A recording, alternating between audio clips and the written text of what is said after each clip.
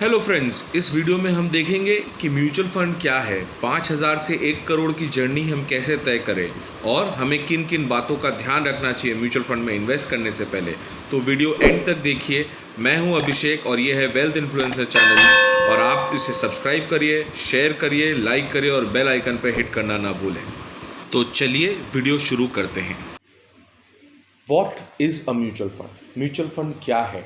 अगर ये basic concept clear हो गया तो हमारी म्यूचुअल फंड की जर्नी आगे बहुत आसान हो जाएगी। चलिए एक एग्जांपल लेते हैं। आज एमआरएफ का शेयर जो कि 84,000 यानी 84,000 रुपीज़ का है और हमें उसमें पार्ट लेना है या हमें उस शेयर को खरीदना है, तो क्या एक कॉमन मैन के लिए वो पॉसिबल है? बहुतों का जवाब होगा नहीं।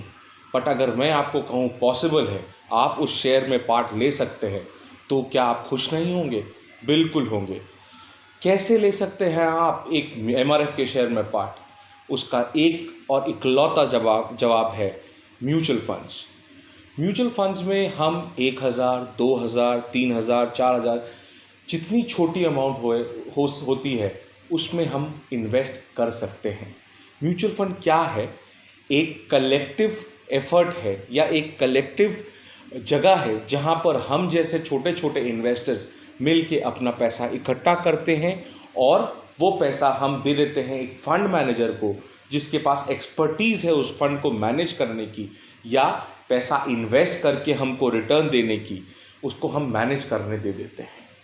वो फंड मैनेजर क्या करता है? फंड मैनेज करता है, उससे रिटर्न्स प्राप्त करता है या रिटर्न्स जनरेट करता है और वही रिटर्न्स एज अ प्रॉफिट हमको वो वापस दे देता है। तो छोटे छोटे अमाउंट के जो इन्वेस्टमेंट होते हैं और लाखों इन्वेस्टर्स के छोटे छोटे अमाउंट जब मिल के एक बड़ा अमाउंट बनाते हैं और वो जो पैसा म्यूचुअल फंड का फंड मैनेजर मैनेज करता है और उस पर हमको रिटर्न बना के देता है और उस रिटर्न को, जिसको हम प्रॉफिट बोलते हैं, उसी को हम बोलते हैं म्यूचुअल फंड। तो एक mutual fund is the easiest way to invest in an equity market. हमें म्यूचुअल फंड्स में इन्वेस्ट क्यों करना चाहिए? Why should we invest in mutual funds? Mutual funds में इन्वेस्ट करने के बहुत सारे एडवांटेजेस हैं। हम इनमें से कुछ एडवांटेजेस देखते हैं। सबसे पहला एडवांटेज ट्रांसपेरेंसी। म्यूचुअल फंड्स बहुत ट्रांसपेरेंट होते हैं। म्यूचुअल फंड की वैल्यू, उसका NAV, number of units, fund manager, past performance, 1 साल का परफॉर्मेंस, 3 साल का, 5 साल का, किस किस शेयर में पैसा इन्वेस्ट किया है, वो सब हमें on a click of a mouse internet पे उपलब्ध है या अवेलेबल है। तो इतना आसान, इतना ट्रांसपेरेंट अगर आपके पास कोई इन्वेस्टमेंट ऑप्शन है तो वो है सिर्फ म्यूचुअल फंड। दूसरा, इसमें डाइवर्सिफिकेशन बहुत है। डाइवर्सिफिकेशन से मेरा मतलब है आप तरह तरह के फंड में अपने रिस्क एपेटाइट या रिस्क लेने की क्षमता या अपना हॉराइजन के अनुसार आप उसमें इन्वेस्ट कर सकते हैं। अगर आप रिस्क लेना चाहते हैं तो स्मॉल कैप में इन्वेस्ट करिए। आप अगर कम रिस्क लेना चाहते हैं पर इक्विटी में रहना चाहते हैं तो लार्ज कैप में इन्वेस्ट करिए। अगर आपको लगता है मैं बिल्कुल रिस्क नहीं ले सकता तो डेट में इन्वेस्ट करिए। बहुत सारे तरह के फंड्स हैं जिसमें हम इन्वेस्ट कर सकते हैं। इसलिए second point, diversification mutual funds में बहुत ज़्यादा है। तीसरा, कन्वीनियंस। म्यूचुअल फंड में इन्वेस्ट करना बहुत इजी है। कोई डीमैट अकाउंट नहीं चाहिए, कहीं जाना नहीं, कुछ नहीं, everything on a click of a mouse. कैसे? म्यूचुअल फंड्स के साइट पे जाइए, वहाँ जाके आपको जो फंड पसंद है, अगर आपने रिसर्च की है तो उसमें एक क्लिक ऑफ द माउस करके आप इन्वेस्ट करिए। आपको रिडीम करना है तो एक क्लिक ऑफ अ माउस में रिडीम करिए। पैसा आपके अकाउंट में T+2 इक्विटी के लिए, T+1 डेट के लिए आपके अकाउंट में वापस आता है। तो थर्ड, कन्वीनियंस इज़ पैरामाउंट या कन्वीनियंस बहुत ज़्यादा होता है। चौथा, इम्प्रूव्स कस्टमर सेटिस्फैक्शन। आज अगर मेरे को पता है कि मेरे आंखों के सामने मेरी फंड की वैल्यू है, मैं उसको ग्रो करते हुए, घटते हुए, बढ़ते हुए देख सकता हूँ, निकाल सकता हूँ, डाल सकता हूँ उसके अंदर में पैसा, तो क्या मेरे लिए चीज़ें आसान नहीं हो जाएगी? मेरे को सेटिस्फैक्शन लेवल नहीं बढ़ जाएगा? बिल्कुल बढ़ जाएगा।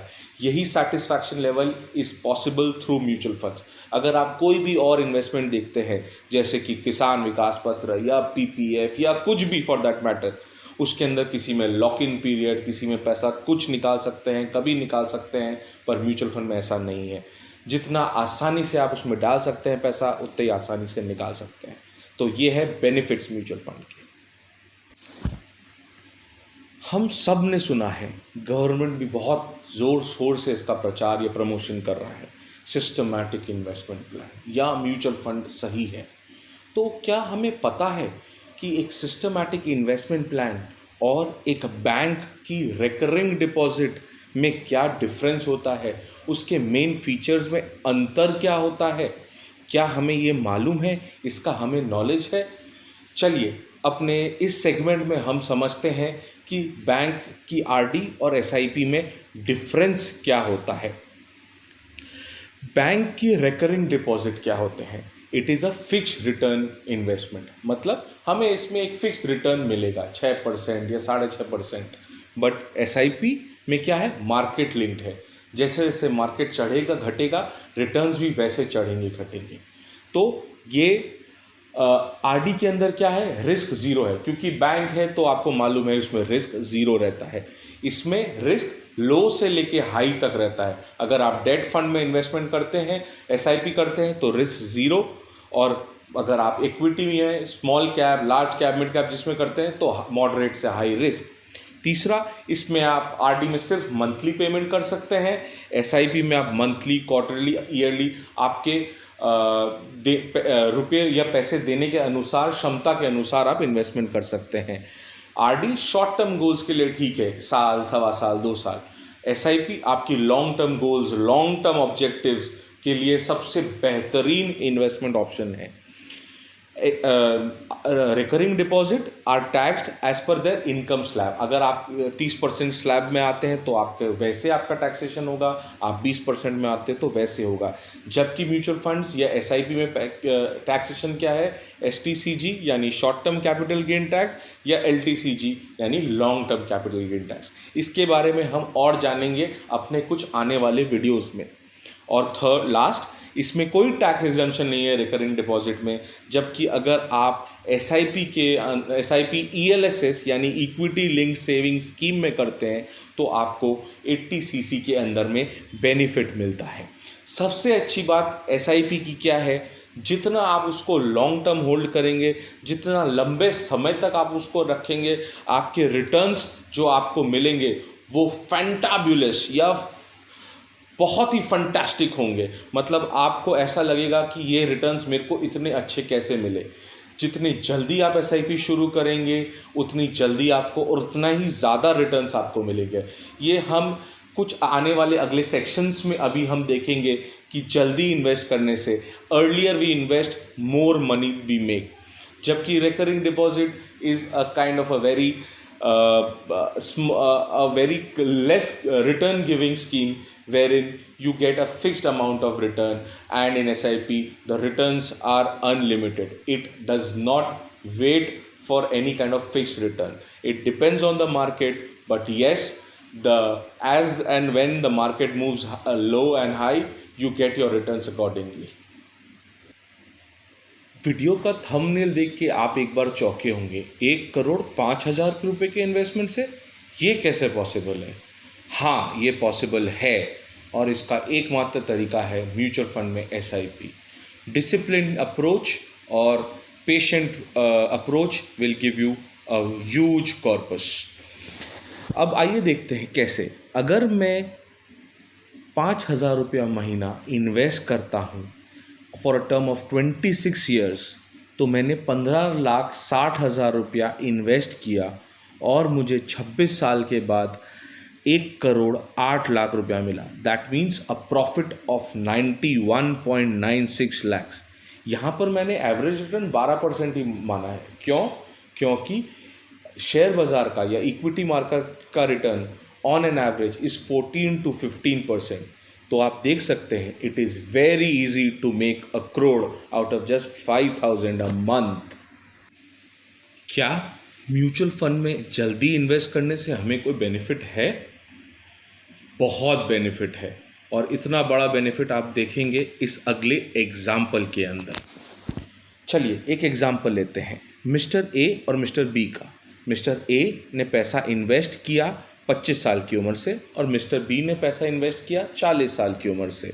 मिस्टर बी ए ने 5,000 रुपये की SIP की मंथली और मिस्टर बी ने 15,000 की SIP की monthly. Assume rate of return मतलब हमें कितना मिलेगा, एक टेंटेटिव 12% के करीब। ड्यूरेशन टिल रिटायरमेंट मतलब रिटायरमेंट कब ले रहे हैं, 60 साल की उम्र में। तो मिस्टर ए ने कब तक इन्वेस्ट किया, 35 साल तक, और मिस्टर बी ने किया 20 साल तक। मिस्टर ए ने टोटल अमाउंट कितनी की, 21 लाख रुपए, 5,000 इंटू 35 इंटू 12, जबकि मिस्टर बी ने की 36 लाख रुपीस। मिस्टर बी की इन्वेस्टमेंट वैल्यू 60 साल पे है 3.24 करोड़, जबकि मिस्टर बी की है 1.49 करोड़।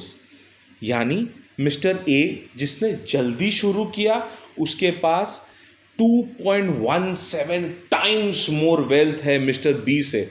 जिन्होंने लेट शुरू किया 3 गुना पैसा ज़्यादा भी दिया, पर ही ended up with 2.17 times lesser amount. मतलब क्या है कि जितना जल्दी आप इन्वेस्ट करना शुरू करेंगे उतना ही बड़ा कॉर्पस आपको मिलेगा व्हेन यू रिटायर। तो जितना लंबा हॉराइजन, जितना लंबा टेन्योर, उतने ही ज़्यादा अमाउंट, उतना ही ज़्यादा कॉर्पस। सबको आसानी से जीना है अपने रिटायरमेंट में, तो SIP से अच्छा और क्या हो सकता है। अगर आपको SIP करनी है और आपको पैसा डालना है म्यूचुअल फंड्स में, तो लॉन्ग टर्म डालिए। जितना लंबा पैसा आप डालेंगे, जितने लंबे समय के लिए आप डालेंगे, उतने ही ज़्यादा रिटर्न्स, उतना ही बड़ा कॉर्पस आप एक्सपेक्ट कर सकते हैं हमें मिले। Delaying will never help, it will never help you to grow your desired corpus. हमें एक इच्छा होती है कि मेरे पास इतना अमाउंट इस ईयर पे होना चाहिए, तो उसके लिए हमें क्या करना है, हमें अपना पहला स्टेप विच वी से द बेबी स्टेप, या हमारा पहला स्टेप बहुत जल्दी लेना है। जितना जल्दी हम वो स्टेप ले पाएंगे उतना ही जल्दी हम अपने लिए एक बड़ा कॉर्पस खड़ा कर पाएंगे। 5,000 तो सिर्फ एक एग्जाम्पल है, आप 5, 10, 15, 20 जितने भी आपकी क्षमता है उतने ही अमाउंट की SIP करिए। और आप मेरी बात को बिलीव करिए, trust me that on a longer run the only thing which will give you a very big money is SIP. So invest in SIPs, invest it for long and keep your horizon, be disciplined, be patient and see your money grow like anything. अगर आपके मन में किसी भी तरह के doubt, confusion, comment, suggestion, feedback हो तो काइंडली कमेंट बॉक्स में लिखिए, I will try to solve that. अगले वीडियो में हम जानेंगे types of mutual funds and few best performing funds. तब तक अगर आपको हमारा वीडियो पसंद आया तो लाइक, शेयर, सब्सक्राइब ज़रूर करिएगा।